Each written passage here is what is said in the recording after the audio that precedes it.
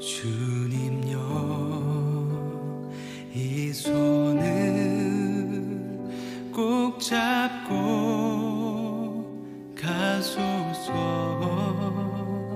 약하고 피곤한 이 몸을 폭풍 우 흑암 속 해치사 빛으로 손잡고 날 인도하소서.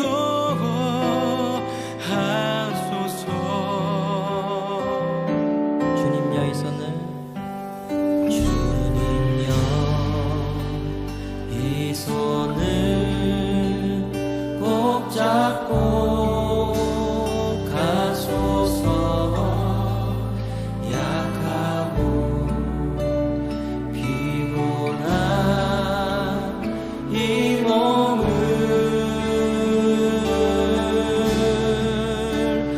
폭풍 흑암 속 해치사 빛으로 손잡고 날 인도하소서.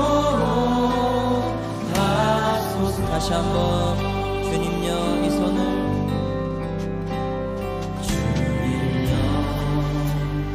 이 손을 꼭 잡고 가소서. 약하고 피곤한 이 몸을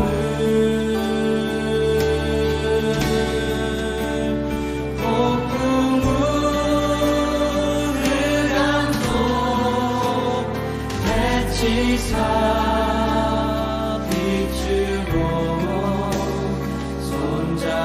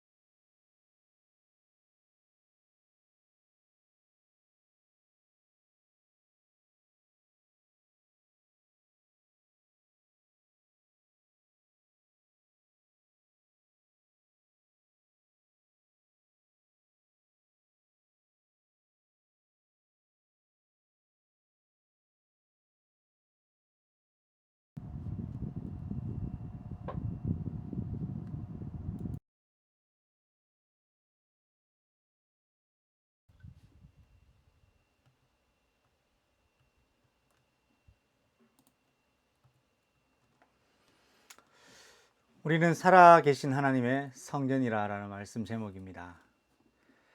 오늘 말씀 본문 고린도후서 6장 1절로 18절 말씀이 아마 오늘 금요기도의 메시지의 전부이라고 생각합니다. 더 이상 어떤 더 부연의 메시지가 더 필요할까라고 할 만큼 성경은 완전한 말씀이요 하나님의 말씀입니다. 오늘 이 말씀을 통하여서 여러분이 하나님의 살아계신 성전이라는 사실 언약 잡는다면 저의 심부름은 다한 것이라고 저는 생각합니다. 오늘 짧은 시간 여러분과 함께 정말 중요한 우리 일생의 또 기도 제목, 우리 40일 기간 여정 중에 하나님이 원하시는 인생의 기도 제목을 확인하는 시간 되었으면 좋겠습니다. 지구의 역사를 기준으로 할 때 우리는 모든 사람이 부정할 수 없는 한 가지 기준으로 역사를 가늠하고 정합니다. 그것은 바로 BC와 AD로 나누지요. 믿는 사람이든 믿지 아니하는 사람이든 역사를 기준할 때 BC와 AD로 기준을 하여 나눕니다. BC라 하면 Before Christ의 줄임말로서 예수님이 오시기 전의 역사를 의미하고, AD라 하면 아노 도미니라는 뜻으로 주님이 오시고 난 이후, 그 의미로서 예수님이 이 땅에 오시고 난 이후의 역사를 AD라고 합니다. 그러므로 역사의 기준은 예수 그리스도의 오심, 그리스도의 오심으로 그 기준을 삼는다는 것을 기억하게 됩니다. 그래서 이 땅에, 이 지구상의 역사의 주인공은 바로 예수 그리스도가 확실하십니다. 자, 이 그리스도가 역사의 중심이면서 여러분의 인생의 중심이 될 때 하나님은 새 일을 행하실 것입니다. 많은 사람들이 세계사에 대한 지식이 있지요. 그러나 이 세계사는 사실 교회사적 관점으로 보지 아니하면 제대로 볼 수 없습니다. 그래서 저는 세계사의 키워드는 바로 교회라고 생각합니다. 왜냐하면 하나님이 이 땅을 창조하신 목적이 교회를 세우시기 위하여 이 땅을 창조하셨기 때문입니다. 그리고 예수님이 이 땅에 다시 오신 이유가 예수님이 우리 인간은 불쌍한 인간을 건지시려고만 오신 것이 아닙니다. 원래적 교회를 회복시키시려고 예수님이 이 땅에 오신 것입니다. 많은 사람들을 다 건지러 오신 것이 아니고 교회를 회복시키러 오셨습니다. 그리고 예수님이 3년간의 공생애를 마치시고 승천하시면서 다시 오시겠다는 약속하셨죠. 재림주로 오실 것을 약속하셨습니다. 왜 재림주로 오셨느냐? 교회의 완성을 위해서 오십니다. 그 교회의 완성으로 새하늘과 새 땅이 시작되는 것입니다. 한국사와 세계사, 이 모든 것이 인간의 역사 같지만 주권자이신 하나님이 어떤 마음으로, 어떤 의도와 어떤 목적으로 이 지구상의 역사를 이끌어 가시는지 교회사적 관점으로 봐야 정확하게 볼 수 있습니다. 여러분, 오늘도 여러분의 인생 중심이 그리스도 예수가 되시길 바랍니다. 40일이라 하는 것은 여러분의 인생 중심에 그리스도로 여러분이 편집되는 것이고, 그리스도로 재설계되는 것이고, 그리스도로 새롭게 디자인되는 것입니다. 우리는 하나님의 성전, 살아계신 하나님의 성전이라는 메시지를 통해서 오늘 세 사람을 짧게 살펴보고자 합니다. 첫 번째는 바로 버림받은 자 요셉입니다. 요셉은 야곱의 사랑받는 아들로서 특별히 하나님의 은혜가 있었던 사람이었습니다. 이 요셉의 인생은 그렇게 평탄하진 않았습니다. 일찍이 어머니를 여의고 또 어린 나이에 형들에게 버림받습니다. 원치 않았는데 애굽이라는 땅에 노예로 갑니다. 인간 취급을 못 받는 13년의 인생을 살았던 요셉이었습니다. 그러나 그가 세상 물정, 세상 현실, 그리고 암울한 미래가 그를 주장하지 못했던 것은 바로 하나님이 그에게 주신 언약 때문이었죠. 그 언약이 요셉이 노예 생활이 전혀 불편하지 않도록 요셉이 경제적으로 부유하도록 한 건 아니었습니다. 그러나 그 언약은 요셉이 현장의 재앙 같은 쓰나미로부터 자신을 지키시는 하나님의 특별한 은혜였다는 사실을 요셉은 아마 깨달았을 것입니다. 이처럼 언약이 당장 우리에게 필요한 무언가의 응답으로 바꾸어져서 환원되어져서 나타나는 것은 아니지만 광야라는 현장을 살아가는 저와 여러분에게 이 언약은 하나님이 여러분을 지키시는, 세상이 알지 못하고 세상이 줄 수 없는 하나님이 여러분을 보호하시는 방법이라는 사실을 여러분 기억하시기 바랍니다. 무너질 수밖에 없었던 환경이었는데 무너지지 않았던 이유가 바로 요셉에게 주셨던 하나님의 언약이었고, 언약이 요셉을 붙들고 계셨기 때문이죠. 그는 최선을 다해서 자기의 주어진 임무에 그날을 성공시켰습니다. 인정을 하든 인정하지 않든 그날을 언약 안에서 성공시켰습니다. 그러다 어느 날 요셉에게 큰 유혹이 다가옵니다. 보디발의 아내의 유혹이죠. 요셉과의 거래였습니다. 요셉에게 원하는 것을 주기로 약속했습니다. 단 한 가지 조건, 하나님이 원치 않는 것, 하나님이 가증히 여기시는 것, 하나님이 싫어하시는 것, 그 한 가지만 하면 된다는 것입니다. 요셉이 그걸 하지 않았습니다. 요셉이 원하는 것이 있었지만 그 보디발의 아내의 요구에 순응하지 않았습니다. 그것 또한 요셉이 요셉 될 수 있었던 것은 바로 언약이 요셉을 붙들고 계셨기 때문입니다. 요셉은 노예였지만 언약 안에 노예가 아니었습니다. 그리스도의 노예였지 세상의 노예가 아니었기 때문입니다.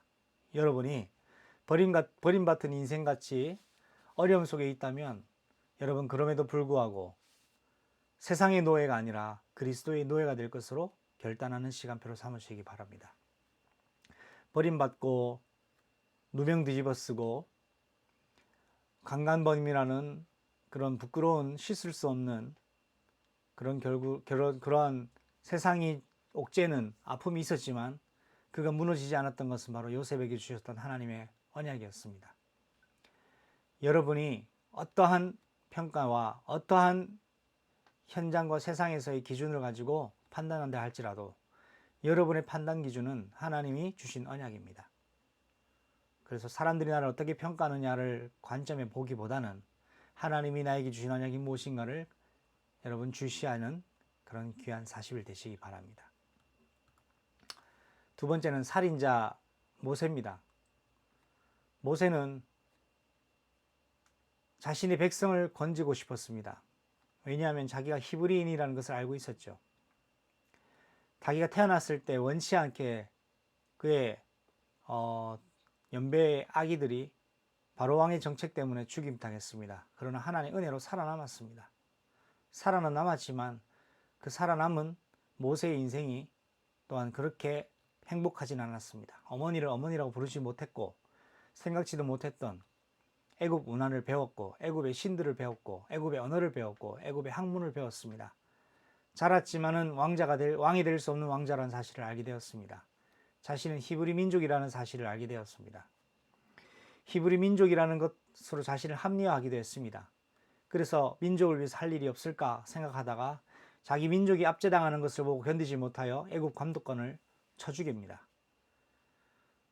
그런데 히브리인으로부터 박수를 받을 줄 알았는데 그렇지 않았습니다. 돌아온 것은 비난과 오히려 생각지 못했던 히브리 민족에서부터도 버림받았습니다.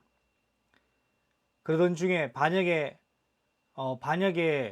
싹을 자르기 위한 모세의 목숨을 노리는 이 정치인들이 있었죠.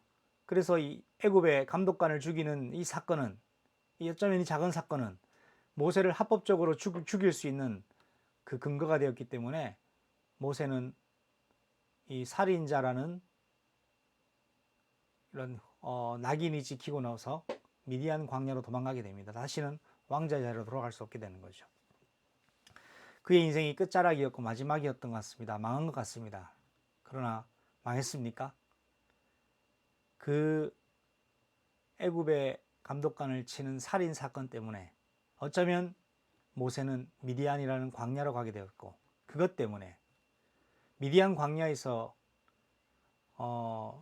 이드로 장로와의 만남을 통하여 가정도 이루게 되었고 하나님의 지도자로 새로 출발하게 되었습니다.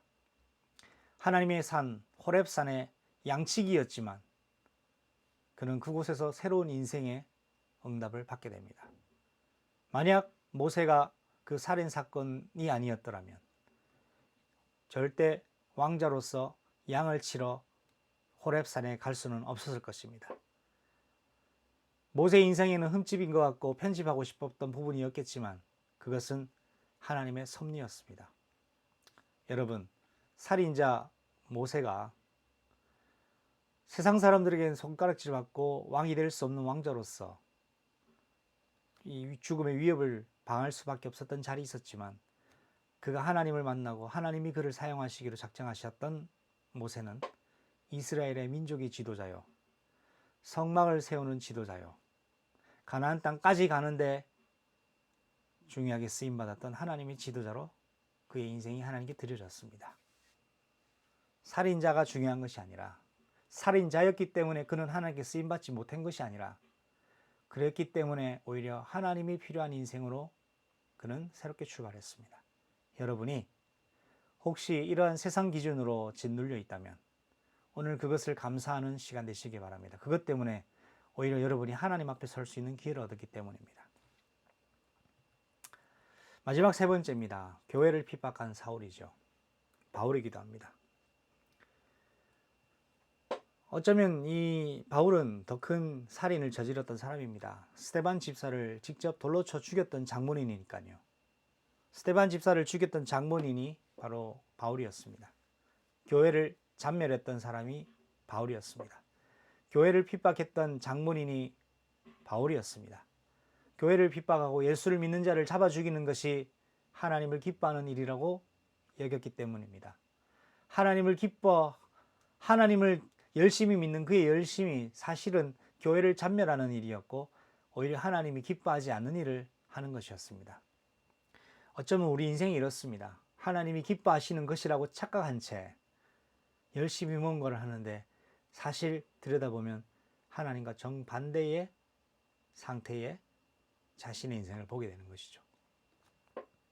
나는 구원받았다고 생각했는데 알고 보니 구원받지 못한 인생이었다면 어떻겠습니까? 많은 사람들이 구원받았다고 생각합니다. 그러나 구원은 하나님이 주시는 것이지 내가 예수를 믿었기 때문에 구원받는 것은 아닙니다.